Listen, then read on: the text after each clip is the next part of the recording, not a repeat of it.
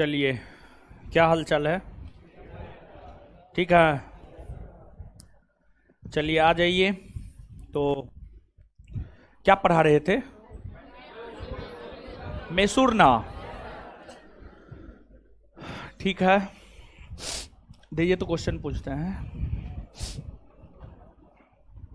कल जो पढ़ाए हैं वहां से क्वेश्चन पूछते हैं, एक आध गो क्वेश्चन का जवाब दीजिएगा आप लोग।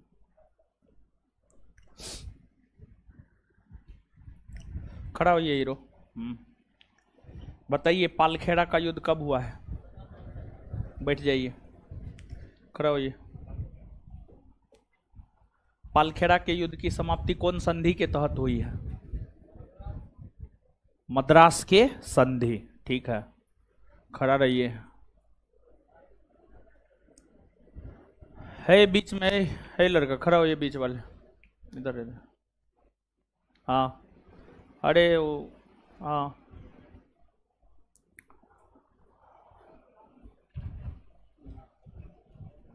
पोर्टोनोवा का युद्ध कब हुआ है?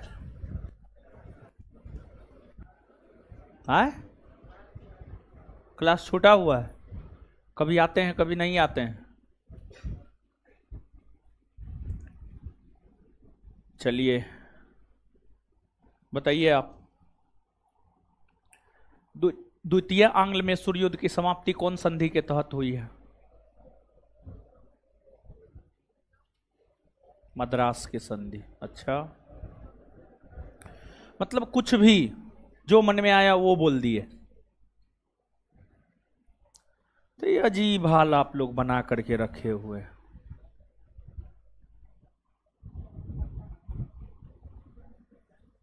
पढ़ने लिखने से कोई मतलब ही नहीं, बैठ जाइए सब। देखिए, 18वीं सदी में नवीन स्वायत्त क्षेत्रीय राज्य के विषय में हम आपको बतला रहे हैं। 18वीं सदी में नवीन स्वायत्त क्षेत्रीय राज्य के विषय में जो हम आपको बतला रहे हैं, इसमें बंगाल, अवध, हैदराबाद बतला चुके हैं, और अभी वर्तमान में हम आपको बतला रहे हैं मैसूर के विषय में। मैसूर के विषय में बतला रहे हैं। और मैसूर में स्वतंत्र शासन की स्थापना 18वीं सदी में हैदर अली ने किया था। और हैदर अली मैसूर में स्वतंत्र शासन की स्थापना किया, और हैदर अली अंग्रेजों से लड़ते हुए द्वितीय आंग्ल मैसूर युद्ध के दौरान मारे गए। हैदर अली के मारे जाने के बाद हैदर अली का उत्तराधिकारी उसका बेटा टीपू सुल्तान बना। हैदर अली का उत्तराधिकारी उसका बेटा टीपू सुल्तान बना। टीपू सुल्तान के विषय में ही आज के सेशन में हम लोगों को जानना है। और टीपू सुल्तान की अगर हम लोग बात करें तो जो टीपू सुल्तान है, टीपू सुल्तान का शासन काल है 1782 से 1799। 1782 से 1799 टीपू सुल्तान का शासनकाल है। टीपू सुल्तान राजनीतिक तौर पर काफी दूरदर्शी व्यक्ति था। और टीपू सुल्तान अपने पिता के विपरीत बादशाह की उपाधि धारण किया था। बादशाह, इनके पिता हैदर अली ने कोई शाही उपाधि धारण नहीं किया था। टीपू सुल्तान के पिता हैदर अली ने किसी भी प्रकार का कोई शाही उपाधि प्रदान नहीं किया, शाही उपाधि धारण नहीं किया था। वहीं टीपू सुल्तान की अगर हम लोग बात करें तो टीपू सुल्तान ने बादशाह की उपाधि धारण किया। और टीपू सुल्तान काफी साहसी, निडर हुआ करते थे, और वे अपने आप को नागरिक टीपू भी कहकर पुकारा करता था। और कई भाषाओं के जानकार थे, पढ़े लिखे थे, विद्वान थे। कन्नड़, उर्दू, अरबी, फारसी, ये तमाम भाषाओं के जानकार थे टीपू सुल्तान। और टीपू सुल्तान काफी वीर और साहसी भी थे।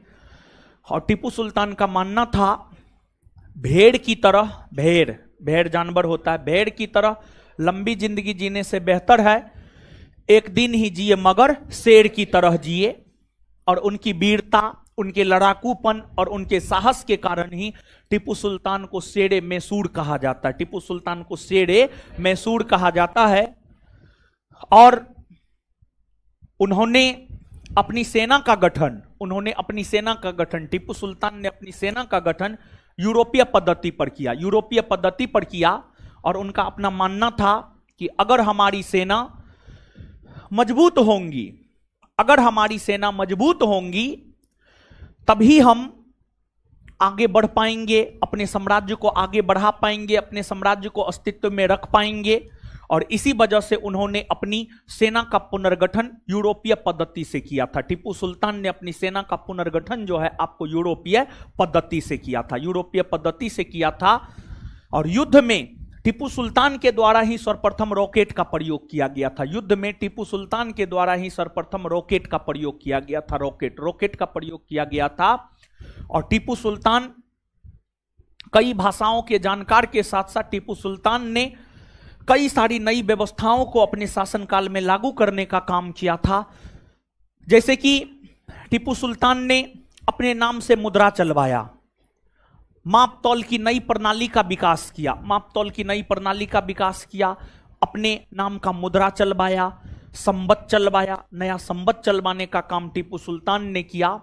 और टीपू सुल्तान के विषय में कहा जाता है कि इन्हीं के शासनकाल के दौरान 1789 ईस्वी में, आप यहां पर देख सकते हैं 1782 से 1799 के बीच में ही आता है 1789। टीपू सुल्तान के शासनकाल के समय ही 1789 ईस्वी में फ्रांसीसी क्रांति हुआ था। और उस फ्रांसीसी क्रांति से टीपू सुल्तान काफी अधिक प्रभावित था। और फ्रांसीसी क्रांति को जब आप पढ़ेंगे तो फ्रांसीसी क्रांति का एक नारा है, स्वतंत्रता, समानता और बंधुत्व। फ्रांसीसी क्रांति का एक नारा है स्वतंत्रता, समानता और बंधुत्व। फ्रांसीसी क्रांति में जो स्वतंत्रता, समानता और बंधुत्व का नारा दिया गया था, उससे टीपू सुल्तान काफी प्रभावित थे। और टीपू सुल्तान ने अपनी राजधानी श्रीरंगपट्टनम में, टीपू सुल्तान की राजधानी हुआ करती थी श्रीरंगपट्टनम। टीपू सुल्तान अपनी राजधानी श्रीरंगपट्टनम में जो है आपको स्वतंत्रता का वृक्ष लगवाया। मतलब स्वतंत्रता का कोई वृक्ष नहीं होता है, एक वृक्ष को प्रतीकात्मक रूप से स्वतंत्रता का वृक्ष कह दिया। मतलब वह यह दिखलाना चाहता था कि हम स्वतंत्रता के पक्षधर हैं, हम अंग्रेजों से भारत को आजादी दिलाने के पक्षधर हैं।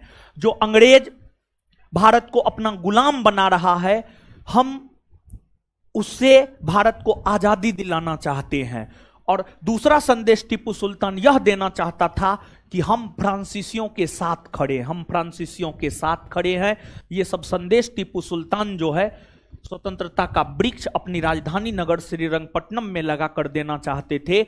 और फ्रांस में जो फ्रांसीसी क्रांति हो रही थी, उस फ्रांसीसी क्रांति के दौरान कई सारे क्लब फ्रांसीसी क्रांति में अपना योगदान दे रहा था। उन्हीं क्लबों में एक जैकोबिन क्लब था। जो जैकोबिन क्लब फ्रांसीसी क्रांति में क्रांतिकारियों को सहयोग करने का काम कर रहा था। तो टीपू सुल्तान यह भी दिखलाना चाहता था कि हम भी फ्रांसीसी क्रांति में फ्रांसीसी क्रांतिकारियों के साथ है। इसी वजह से टीपू सुल्तान जो है आपको जैकोबिन क्लब का भी सदस्य बना। और जब टीपू सुल्तान फ्रांसीसी क्रांति का समर्थन किया, फ्रांसीसी ईस्ट इंडिया कंपनी का समर्थन किया, तो अंग्रेजी east India company Tipu Sultan के विरोध में आकर खड़ा हो गया। और फिर टीपू सुल्तान के समय 2 आंग्ल मैसूर युद्ध हुए। और टीपू सुल्तान की अगर आप बात करेंगे तो टीपू सुल्तान के समय तृतीय आंग्ल मैसूर युद्ध। टीपू सुल्तान के समय जो है आपको तृतीय आंग्ल मैसूर युद्ध, तृतीय आंग्ल मैसूर युद्ध टीपू सुल्तान के समय हुए। और टीपू सुल्तान के समय तृतीय आंग्ल मैसूर युद्ध 1790 से 1792 में हुए। 1790 से 1792 ईस्वी के दौरान तृतीय आंग्ल मैसूर युद्ध हुए। और इस समय गवर्नर जनरल हुआ करते थे लॉर्ड कॉर्नवालिस। लॉर्ड कॉर्नवालिस हुआ करते थे। और इस युद्ध की अगर आप बात करेंगे तो इस युद्ध में अंग्रेजों की जीत हुई। इस युद्ध में अंग्रेजों की जीत क्यों हुई? इस युद्ध में अंग्रेजों के जीत के पीछे रीजन यह था कि इस युद्ध में एक तरफ टीपू सुल्तान अकेले खड़ा था, दूसरी तरफ अंग्रेजों का साथ हैदराबाद का निजाम दे रहा था, अंग्रेजों का साथ मराठा पेशवा दे रहा था। तो इस युद्ध में हैदराबाद के निजाम और मराठा पेशवा की अगर बात की जाए तो अंग्रेजों का साथ दे रहा था। हैदराबाद के निजाम और मराठा पेशवा अंग्रेजों का साथ दे रहा था, अंग्रेजों का साथ दे रहा था। इसी वजह से इस युद्ध में जो है आपको अंग्रेजों की जीत हुई। और अंततः इस युद्ध की समाप्ति 1792 ईस्वी में हुए श्रीरंगपट्टनम के संधि के तहत हुआ। 1792 ईस्वी में हुए श्रीरंगपट्टनम की संधि के तहत, श्रीरंगपट्टनम की संधि के तहत जो है आपको इस युद्ध की समाप्ति हुई।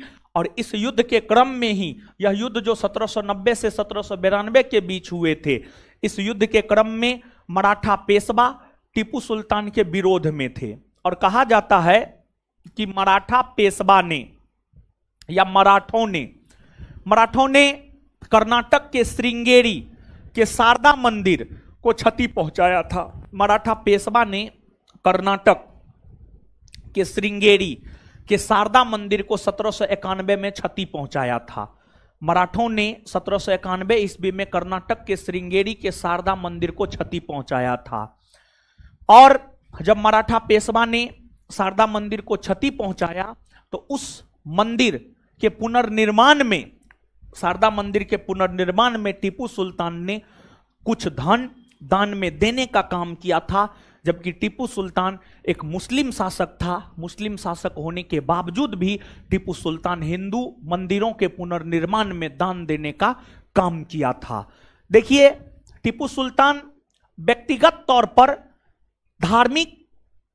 धर्म को लेकर काफी रूढ़िवादी था। व्यक्तिगत तौर पर धर्म को लेकर के काफी रूढ़िवादी प्रवृत्ति का था। लेकिन सामाजिक तौर पर जो है उतना रूढ़िवादिता टीपू सुल्तान नहीं दिखाने का काम किया करता था। और जो आपको तृतीय आंग्ल मैसूर युद्ध है, तृतीय आंग्ल मैसूर युद्ध में टीपू सुल्तान की हार हुई। और इस युद्ध में टीपू सुल्तान काफी अधिक कमजोर हो गया। इस युद्ध में टीपू सुल्तान काफी अधिक कमजोर हो गया, क्योंकि इस युद्ध को जब अंग्रेजों ने जीता और श्रीरंगपट्टनम के संधि के तहत युद्ध की समाप्ति हुई, तो श्रीरंगपट्टनम के संधि के तहत टीपू सुल्तान के संपूर्ण साम्राज्य का 50% से अधिक भाग, टीपू सुल्तान के संपूर्ण साम्राज्य के 50% से अधिक भाग अंग्रेजों ने ले लिया। और अंग्रेजों ने टीपू सुल्तान के उस क्षेत्र में से कुछ भाग मराठों को दिया, कुछ हैदराबाद के निजाम को दिया और अधिकतर भाग अंग्रेज अपने अधीन कर लिया था। और इसी युद्ध को जब लॉर्ड कॉर्नवालिस जीता था तो लॉर्ड कॉर्नवालिस ने यह कहा कि मैंने अपने मित्र को शक्तिशाली बनाए बगैर ही अपने शत्रु को पंगु बना दिया। तृतीय आंग्ल मैसूर युद्ध को जीतने के बाद ही कॉर्नवालिस ने यह कहा। एक प्रकार से कहिए तो तृतीय आंग्ल मैसूर युद्ध में टीपू सुल्तान की हार ने टीपू को पंगु बना दिया। लेकिन टीपू की योग्यता, सैन्य कुशलता और राजनीतिक दूरदर्शिता के वजह से टीपू सुल्तान कुछ और समय तक मैसूर के शासक बने रहे। लेकिन टीपू घुट घुट कर जीवन जी रहा था। और फिर अंततः टीपू सुल्तान और अंग्रेजी ईस्ट इंडिया कंपनी के बीच 1799 ईस्वी में एक युद्ध हुआ, जिस युद्ध को इतिहास में चतुर्थ आंग्ल मैसूर युद्ध कहा जाता है। और चतुर्थ आंग्ल मैसूर युद्ध की अगर आप बात करेंगे तो जो चतुर्थ आंग्ल मैसूर युद्ध है, चतुर्थ आंग्ल मैसूर युद्ध चतुर्थ आंग्ल मैसूर युद्ध 1799 ईस्वी में हुआ और इस समय लॉर्ड वेलेजली बंगाल के गवर्नर जनरल हुआ करते थे और यह युद्ध भी अंग्रेजी कंपनी और टीपू सुल्तान के बीच हुआ था और इस युद्ध के क्रम में टीपू सुल्तान मारा गया। और चतुर्थ आंग्ल मैसूर युद्ध के क्रम में जब टीपू सुल्तान मारा गया तो अंग्रेजों ने मैसूर के गद्दी पर वडियार वंश के अल्पायु शासक कृष्णराज तृतीय को बैठाया और कृष्णराज तृतीय को बैठा करके 1799 ईस्वी में सहायक संधि पर उससे हस्ताक्षर करवा लिया और सहायक संधि पर हस्ताक्षर करवाने के बाद 1799 ईस्वी में मैसूर को जीतकर ब्रिटिश साम्राज्य में वेलेजली ने मिलाने का काम किया और मैसूर को सहायक संधि के तहत 1799 ईस्वी में वेलेजली ने ब्रिटिश साम्राज्य में मिलाने का काम किया। समझ गए? यही है। अब नीचे से लिखिए, हेडिंग मारिए टीपू सुल्तान।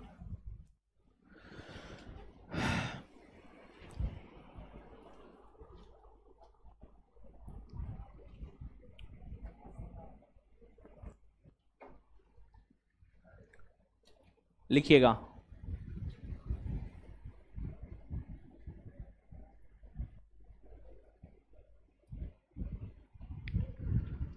लिखिए लिखिए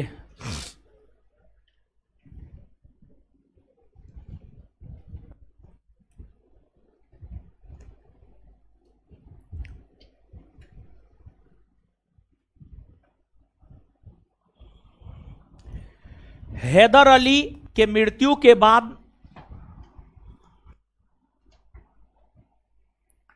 हैदर अली की मृत्यु के बाद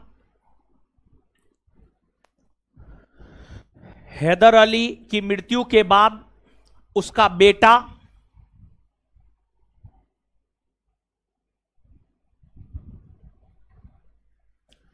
हैदर अली की मृत्यु के बाद उसका बेटा टीपू सुल्तान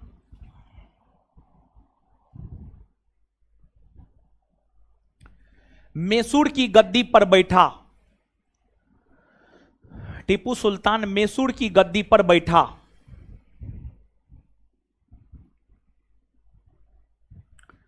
टीपू सुल्तान मैसूर की गद्दी पर बैठा। टीपू ने बादशाह की उपाधि धारण किया।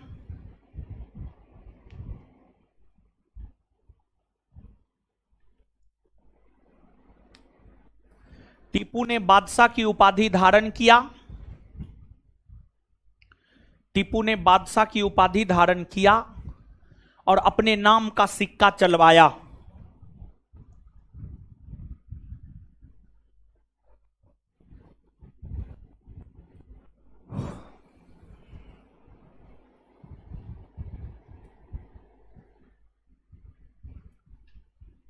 नेक्स्ट पॉइंट बाय जब लिखिएगा। टीपू का मानना था कि टीपू का मानना था कि टीपू का मानना था कि टीपू का मानना था कि भेड़ की तरह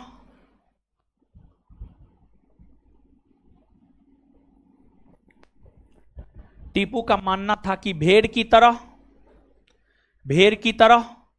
लंबी जिंदगी जीने से बेहतर है कि टीपू का मानना था कि भेड़ की तरह लंबी जिंदगी जीने से बेहतर है कि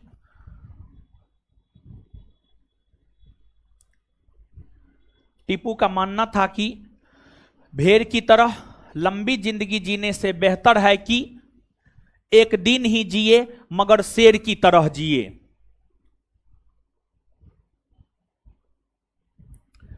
टीपू का मानना था कि भेड़ की तरह लंबी जिंदगी जीने से बेहतर है कि एक दिन ही जिए मगर शेर की तरह जिए।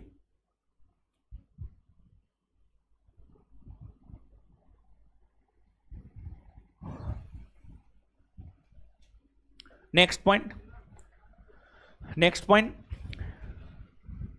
टीपू के वीरता, नेक्स्ट पॉइंट, टीपू के वीरता के कारण उन्हें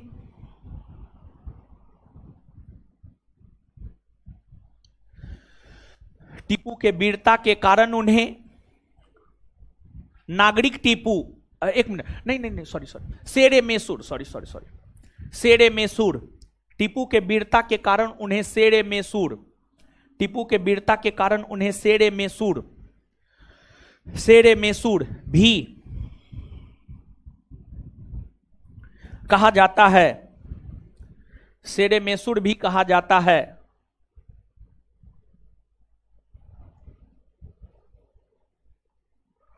टीपू को नागरिक टीपू तथा सीधा साधा दैत्य भी कहा जाता है। टीपू को नागरिक टीपू तथा सीधा साधा दैत्य भी कहा जाता है। टीपू को नागरिक टीपू तथा सीधा साधा दैत्य भी कहा जाता है। टीपू को नागरिक टीपू तथा सीधा साधा दैत्य, टीपू को नागरिक टीपू तथा सीधा साधा दैत्य भी कहा जाता है।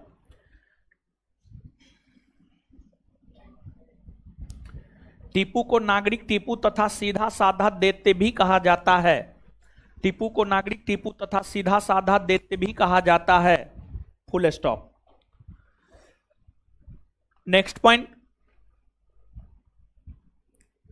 टीपू कई भाषा,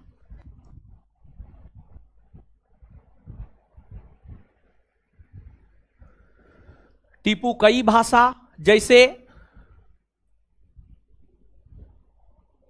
कन्नड़, कोमा उर्दू, कोमा फारसी, अरबी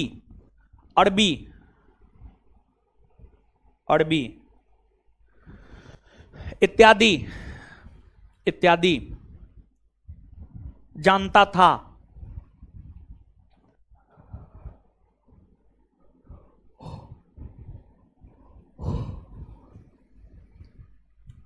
टीपू, नेक्स्ट पॉइंट, टीपू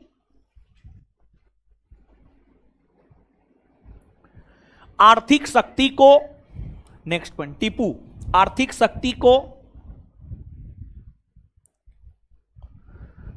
शक्ति को सैन्य शक्ति का, टीपू आर्थिक शक्ति को सैन्य शक्ति का नींव मानता था। टीपू आर्थिक शक्ति को सैन्य शक्ति का नींव मानता था। टीपू आर्थिक शक्ति को सैन्य शक्ति का नींव मानता था। टीपू आर्थिक शक्ति को सैन्य शक्ति का नींव मानता था। टीपू आर्थिक शक्ति को सैन्य शक्ति का नींव मानता था। टीपू आर्थिक शक्ति को सैन्य शक्ति का नींव मानता था।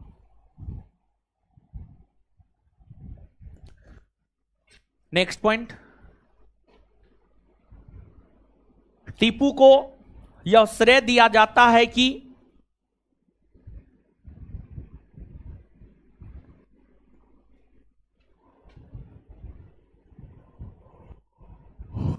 टीपू को यह श्रेय दिया जाता है कि उन्होंने ही सर्वप्रथम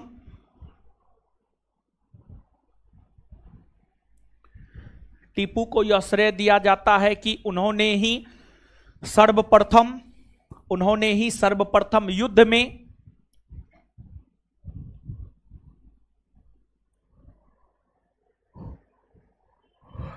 में रॉकेट का प्रयोग किया।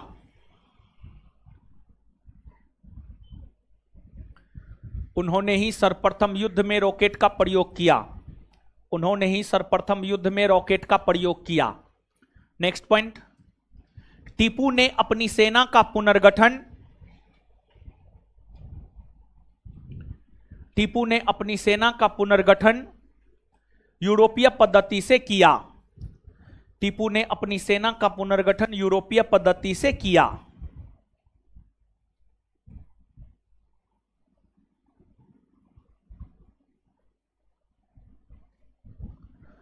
नेक्स्ट पॉइंट,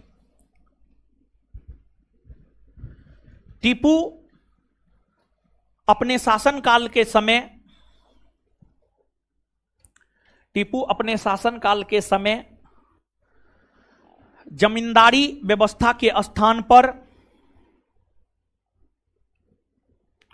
टीपू अपने शासनकाल के समय जमींदारी व्यवस्था के स्थान पर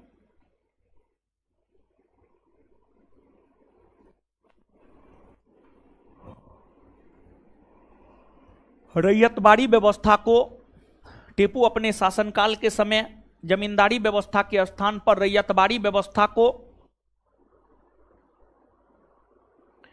टीपू अपने शासनकाल के समय जमींदारी व्यवस्था के स्थान पर रैयतबाड़ी व्यवस्था को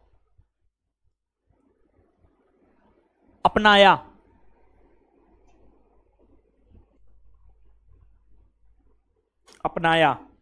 नेक्स्ट पॉइंट, विदेशी व्यापार। नेक्स्ट पॉइंट, विदेशी व्यापार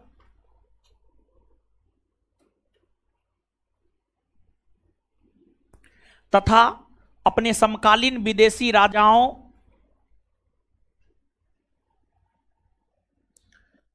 विदेशी व्यापार तथा अपने समकालीन विदेशी राजाओं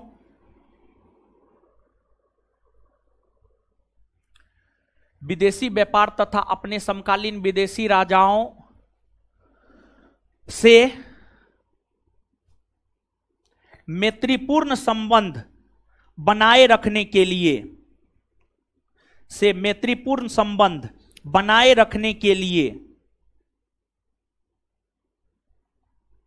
विदेशी व्यापार तथा अपने समकालीन राजाओं से मैत्रीपूर्ण संबंध बनाए रखने के लिए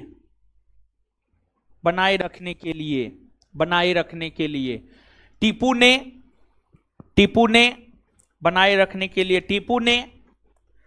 फ्रांस,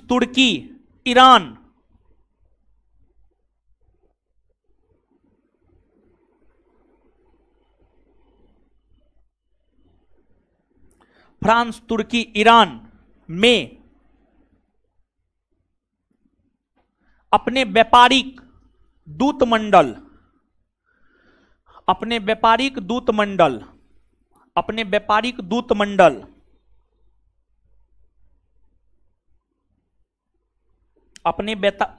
दूत मंडल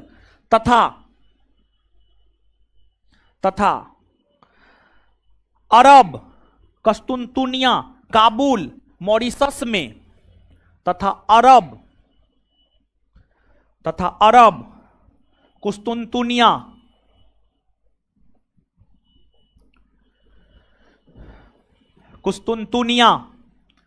कुस्तुनतुनिया, मॉरिशस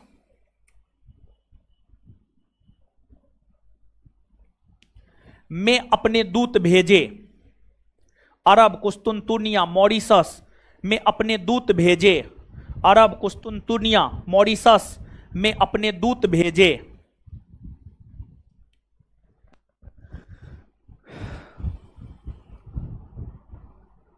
नेक्स्ट पॉइंट,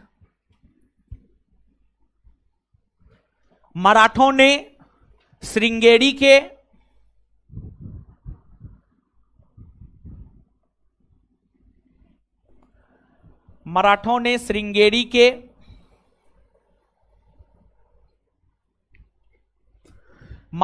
श्रृंगेरी के शारदा मंदिर को मराठों ने श्रृंगेरी के शारदा मंदिर को 1791 ईस्वी में मराठों ने श्रृंगेरी के शारदा मंदिर को 1791 ईस्वी में मराठों ने श्रृंगेरी के शारदा मंदिर को 1791 ईस्वी में लूटा।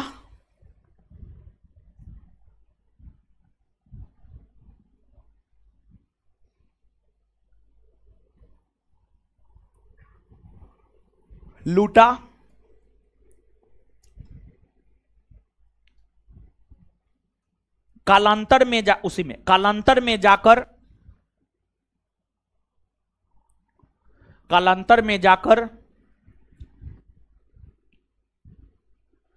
इस मंदिर के पुनर्निर्माण में कालांतर में जाकर इस मंदिर के पुनर्निर्माण में, कालांतर में जाकर इस मंदिर के पुनर्निर्माण में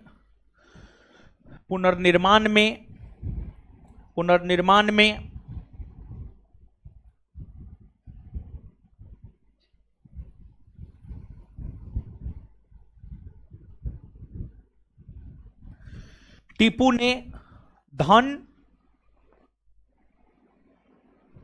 ने धन दान में दिया था। टीपू ने धन दान में दिया था।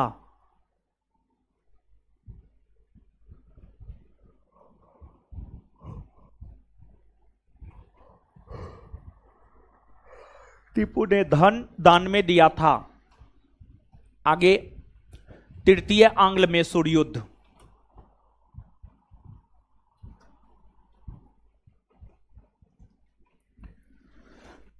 तृतीय आंग्ल मैसूर युद्ध। तृतीय आंग्ल मैसूर युद्ध। डैश देकर लिखिए, यह युद्ध 1790 ईस्वी से 1792 ईस्वी के दौरान,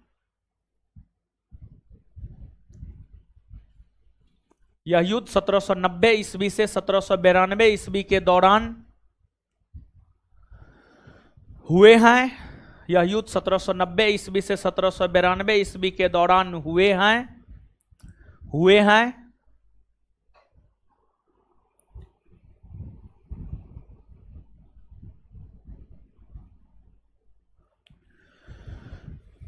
इस युद्ध में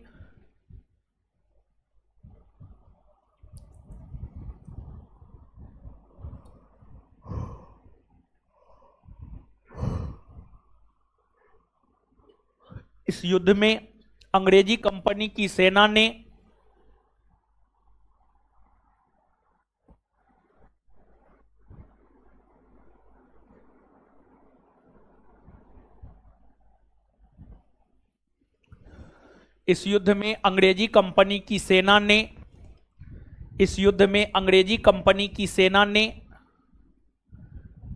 टीपू सुल्तान को पराजित कर दिया।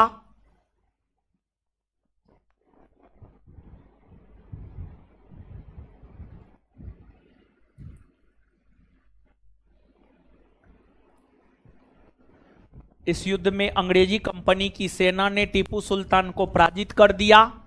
Full stop.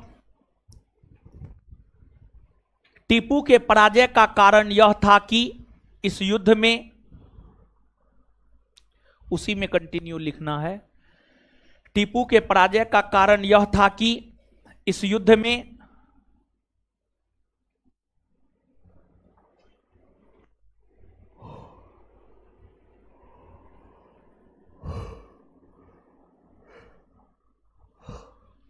टीपू के पराजय का कारण यह था कि इस युद्ध में टीपू के पराजय का कारण यह था कि इस युद्ध में हैदराबाद के निजाम और मराठा पेशवा ने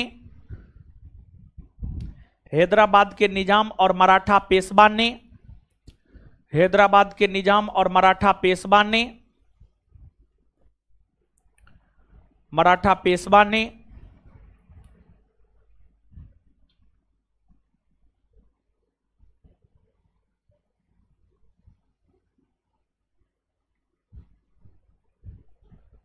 अंग्रेजी कंपनी का साथ दिया था।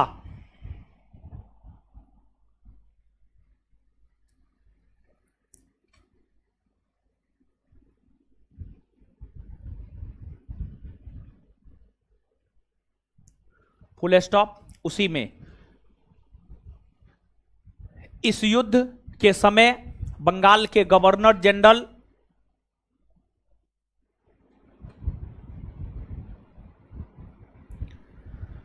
इस युद्ध के समय बंगाल के गवर्नर जनरल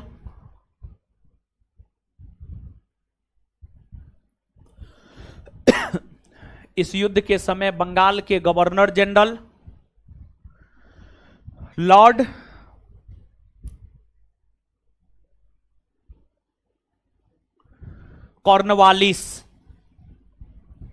लॉर्ड कॉर्नवालिस थे।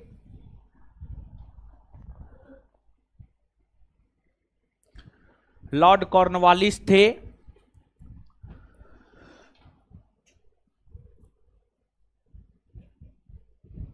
लॉर्ड कॉर्नवालिस ने युद्ध जीतने के बाद यह कहा था कि लॉर्ड कॉर्नवालिस ने युद्ध जीतने के बाद यह कहा था कि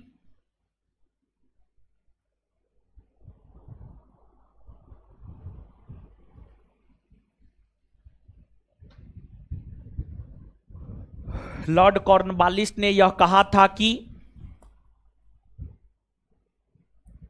लॉर्ड कॉर्नवालिस ने यह कहा था कि मैंने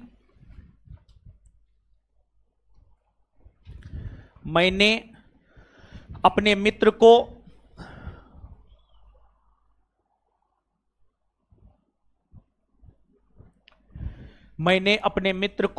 शक्तिशाली बनाए बगैर ही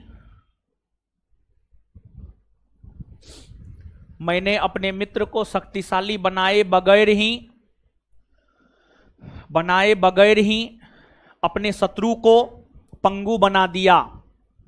मैंने अपने मित्र को शक्तिशाली बनाए बगैर ही अपने शत्रु को पंगु बना दिया। मैंने अपने मित्र को शक्तिशाली बनाए बगैर ही अपने शत्रु को पंगु बना दिया। मैंने अपने मित्र को शक्तिशाली बनाए बगैर ही अपने शत्रु को पंगु बना दिया। Full stop. इस युद्ध की समाप्ति इस युद्ध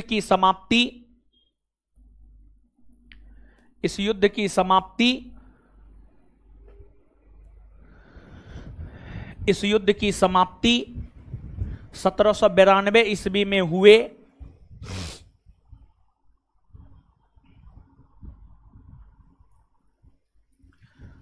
इस युद्ध की समाप्ति 1792 ईस्वी में हुए श्रीरंगपट्टनम के संधि के तहत इस युद्ध की समाप्ति 1792 ईस्वी में हुए श्रीरंगपट्टनम की संधि के तहत हुआ है।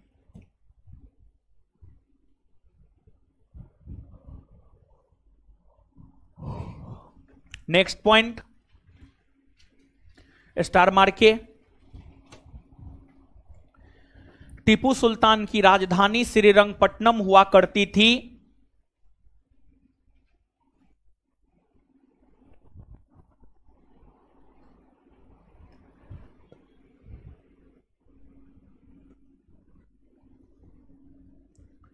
टीपू सुल्तान की राजधानी श्रीरंगपट्टनम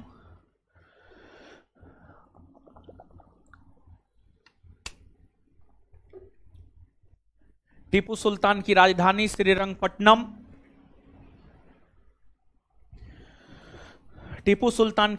श्रीरंगपट्टनम हुआ करती थी,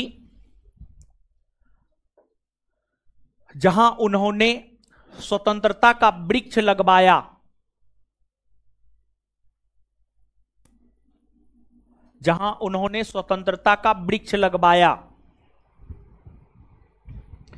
टीपू सुल्तान की राजधानी श्रीरंगपट्टनम हुआ करती थी, जहां उन्होंने स्वतंत्रता का वृक्ष लगवाया।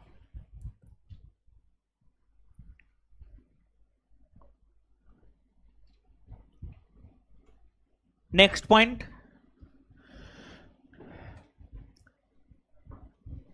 जब 1789 ईस्वी में फ्रांसीसी क्रांति हुआ था,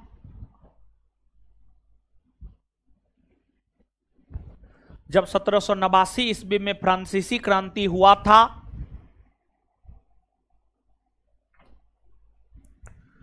जब 1789 ईस्वी में फ्रांसीसी क्रांति हुआ था, तो उस समय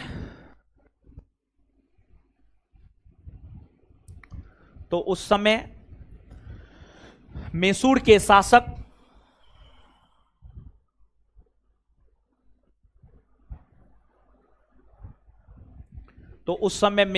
शासक टीपू सुल्तान थे।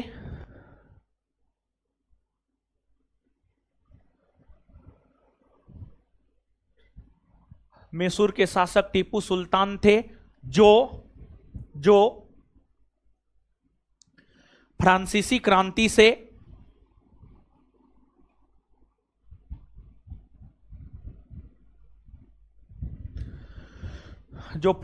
क्रांति से काफी प्रभावित था।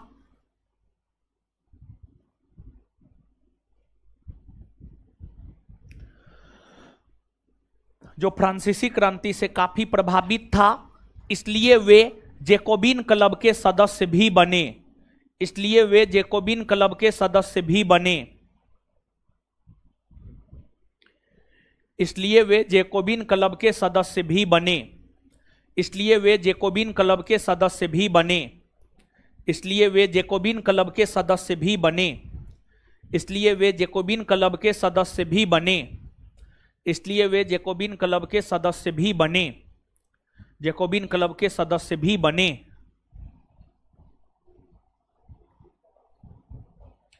आगे हेडिंग मारिएगा, चतुर्थांग मैसूर युद्ध।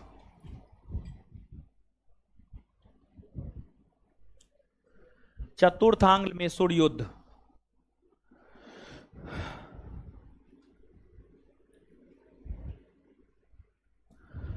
चतुर्थांग मैसूर युद्ध डैश दे करके। यह युद्ध 1799 ईस्वी में अंग्रेजी कंपनी और टीपू सुल्तान के बीच हुआ।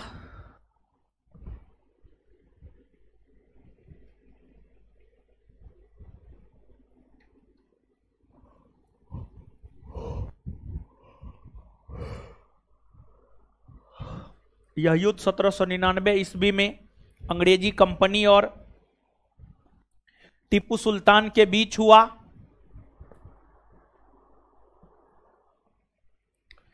इस युद्ध के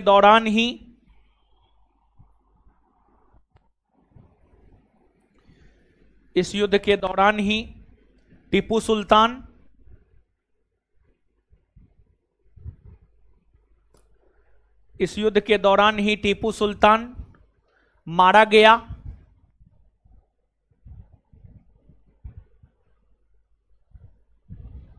इस युद्ध के दौरान ही टीपू सुल्तान मारा गया। इस युद्ध के दौरान ही टीपू सुल्तान मारा गया। तत्पश्चात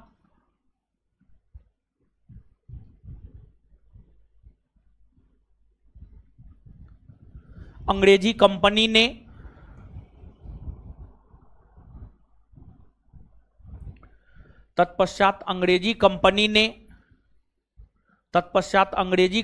ने वडियार वंश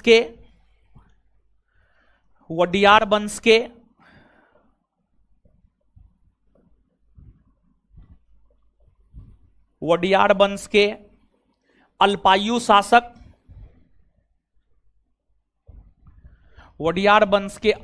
शासक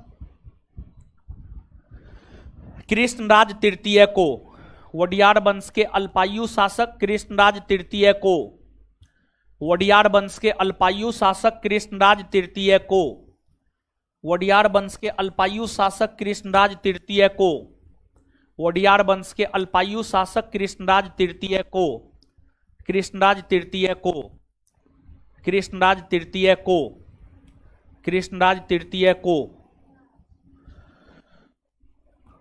सहायक संधि पर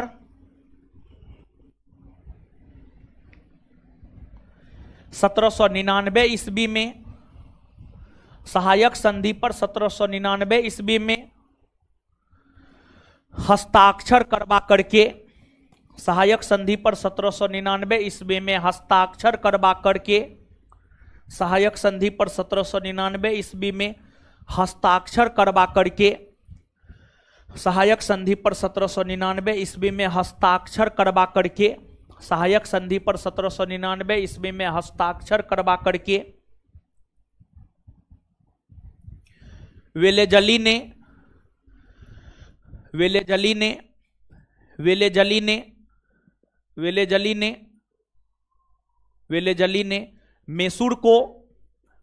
ने मैसूर को वेलेजली ने मैसूर को ब्रिटिश साम्राज्य में, वेलेजली ने मैसूर को ब्रिटिश साम्राज्य में मिलाने की घोषणा किया, मिलाने की घोषणा किया।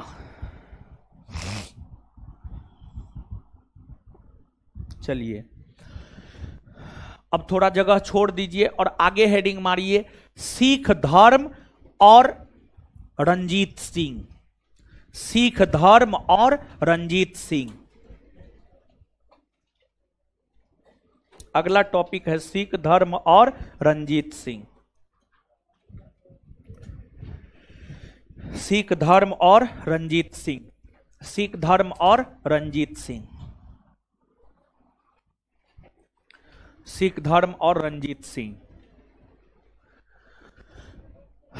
चलिए अब सुनिए, अब जो है सुनिए, क्या जितना समझाए हैं लिखा दिए हैं, पढ़िए उसको, पढ़िए उसको। और एक बात ध्यान में रखना है, पूरा मैसूर को पढ़ना है, मैसूर शुरू से अंतिम तक पढ़ना है। एक साथ पूरा मैसूर याद करवा देंगे। जल्दी पढ़िए, इधर उधर मत कीजिए, पढ़िए पूरा मैसूर पढ़िए, तब सिख धर्म और रंजीत सिंह को हम लोग देखेंगे। पढ़िए तो जल्दी।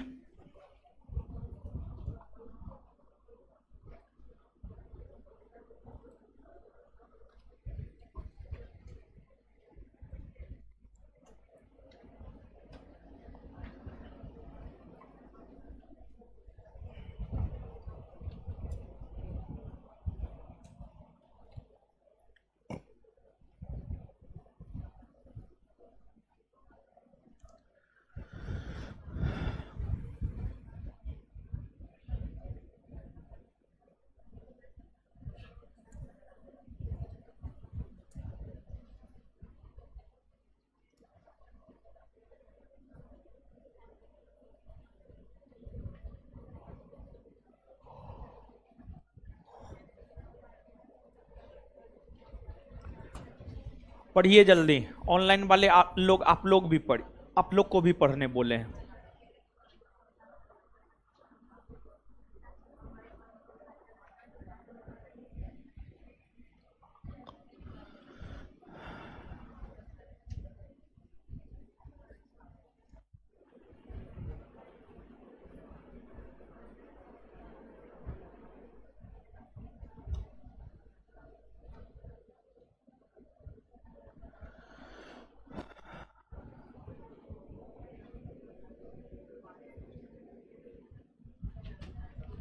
क्या हो रहा है जी, लाइट में पीछे कट जा रहा है।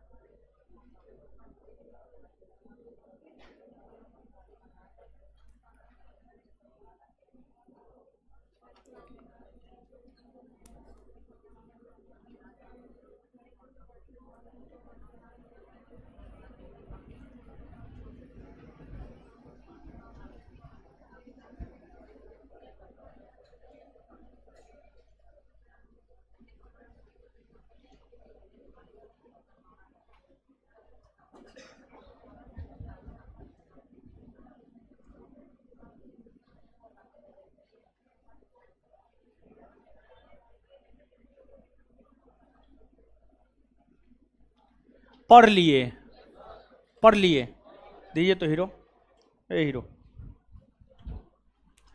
आइए ए हीरो सब पूरा मैसूर को एक साथ याद करते हैं, ठीक है। आइए, कर्नाटक को पहले क्या कहा जाता? कर्नाटक को पहले क्या? मैसूर ना। मध्यकाल में कर्नाटक में विजयनगर साम्राज्य का शासन था। जब विजयनगर साम्राज्य के शासन का अंत हुआ तो मैसूर में कौन वंश के शासन? कौन वंश? अच्छा, वोडियार वंश के शासक कृष्णराज का वित्त मंत्री कौन था? नंजराज। वित्त मंत्री कौन था? और सेनापति देवराज। सेनापति। तो कृष्णराज का वित्त मंत्री कौन था? और सेनापति।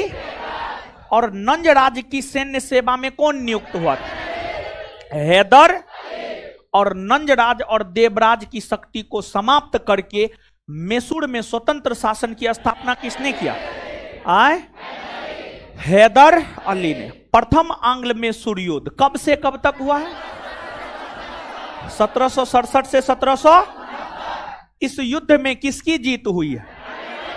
हैदर। अंग्रेजों को पराजित करने वाला प्रथम भारतीय हैदर अली। अंग्रेजों को पराजित करने वाला प्रथम भारतीय। प्रथम आंग्ल मैसूर युद्ध की समाप्ति कौन संधि के तहत? कौन संधि? डिंडीगुल क्या है? तमिलनाडु का एक नगर। डिंडीगुल क्या है? तमिलनाडु का एक नगर। डिंडीगुल क्या है? अच्छा, डिंडीगुल नामक स्थान पर फ्रांसीसियों की मदद से किसने शास्त्रागार का निर्माण करवाया? हैदर। पोर्टो नोवा का युद्ध कब हुआ? 1700। द्वितीय आंग्ल मैसूर युद्ध कब से कब तक? 1780 से 1700। द्वितीय आंग्ल मैसूर युद्ध के दौरान किसकी मृत्यु हुई? किसकी मृत्यु हुई? द्वितीय आंग्ल मैसूर युद्ध के दौरान किसकी मृत्यु हुई? किसकी मृत्यु हुई? और द्वितीय आंग्ल मैसूर युद्ध को हैदर अली के बाद किस शासक ने जारी रखा था? टीपू सुल्तान। और द्वितीय आंग्ल मैसूर युद्ध की समाप्ति अंत कौन संधि के तहत?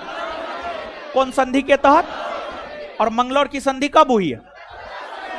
1700। हैदर अली का उत्तराधिकारी कौन बना? कौन बना? मैसूर के किस शासक ने बादशाह की उपाधि धारण किया? किसने? मैसूर के किस शासक ने अपने नाम से सिक्का जारी किया? किसने? और किसका यह मानना था भेड़ की तरह लंबी जिंदगी जीने से बेहतर है एक दिन ही जिए मगर शेर की तरह जिए? शेरे मैसूर किसे कहा जाता? सीधा साधा दैत्य। सीधा साधा दैत्य। टीपू कौन कौन भाषा का जानकार था? टीपू कौन कौन भाषा का जानकार था? कौन शासक आर्थिक शक्ति को सैन्य शक्ति का नींव मानता था? कौन शासक आर्थिक शक्ति को सैन्य शक्ति का नींव मानता था? युद्ध में सर्वप्रथम रॉकेट का प्रयोग किसने किया? किसने किया है? और किसने? मैसूर के किस शासक ने अपनी सेना का पुनर्गठन यूरोपीय पद्धति से किया? किसने अपने शासनकाल में जमींदारी व्यवस्था के स्थान पर रैयतवाड़ी व्यवस्था को अपनाया? किसने? मैसूर के किस शासक ने शारदा मंदिर के पुनर्निर्माण में धन दान दिया था? तृतीय आंग्ल मैसूर युद्ध कब से कब तक हुआ?